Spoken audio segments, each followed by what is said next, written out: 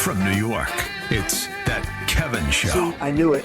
Come on, Kev. What's a few classified documents between friends? I told you all the time. I knew it. I knew he had some too. Here he is, That Kevin. Kevin McCullough. And welcome back to 2024, our first episode of the brand new year here at That Kevin Show. So glad to have you with us as we embark on year number 2. And as we look forward to the days in front of us, we have a big newsmaking year. In fact, it's going to be one of the most historic years ever. You're going to have incredible Supreme Court cases that are going to be decided this spring and announced this summer. And you have a historic election that may break the mold on anything we've ever seen, especially if the two current frontrunners end up being the nominees.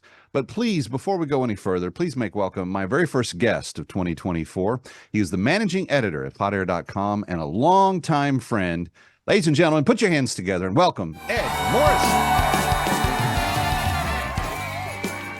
Hello, Ed. Thanks for having me on, Kevin. I love that we are still occasionally doing this after all these years. Great to be on with you. Yeah. Well, I've had you on SNC tonight a couple of times, and I thought, you know what? He's never been on my star show, which is really where I need you the most. Ed, coming off of the year of 2023, there were lots of things that took people by surprise. And it's interesting. I was talking with one of our mutual friends, Carol Markowitz, just yesterday, and she was saying that she feels like the conservative movement is on some level lost right now, that you've got people that are making really great points, but sometimes on cultural stuff, we seem to be very tin-eared on some things. And I know that this year is going to be maybe one of the most important from a historical perspective on many different levels.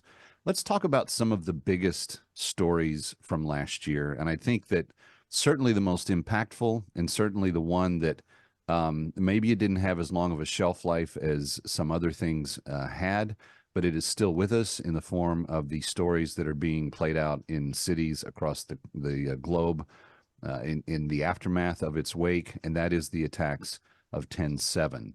How do you put that into a historical perspective for yourself?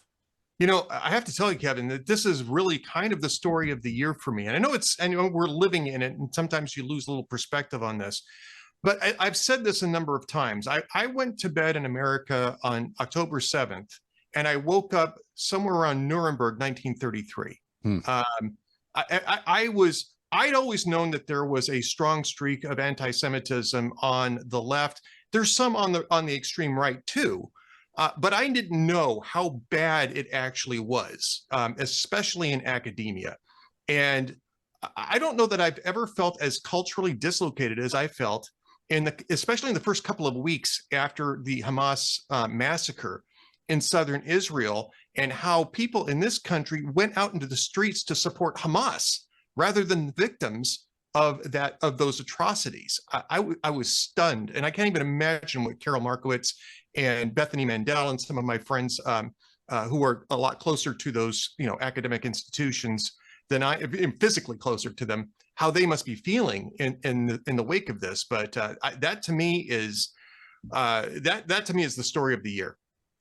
Well, no doubt about that. And the long trail of it is that you've got this unraveling, if you will, of these beliefs in some of our most elite corners.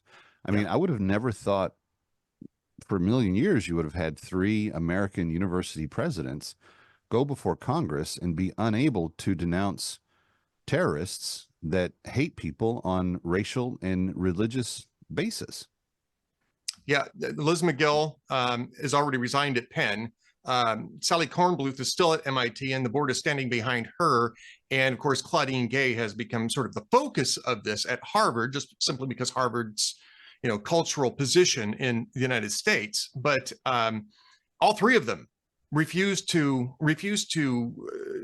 declare that the anti-Semitism was harassment, was intimidation, was unacceptable on their campuses. They kept talking about context. And I mean, it's stunning from these same institutions, which would expel students or refuse to admit students if they committed microaggressions such as misgendering or, using the wrong pronoun or putting up some sort of meme that criticized the dominant radical left.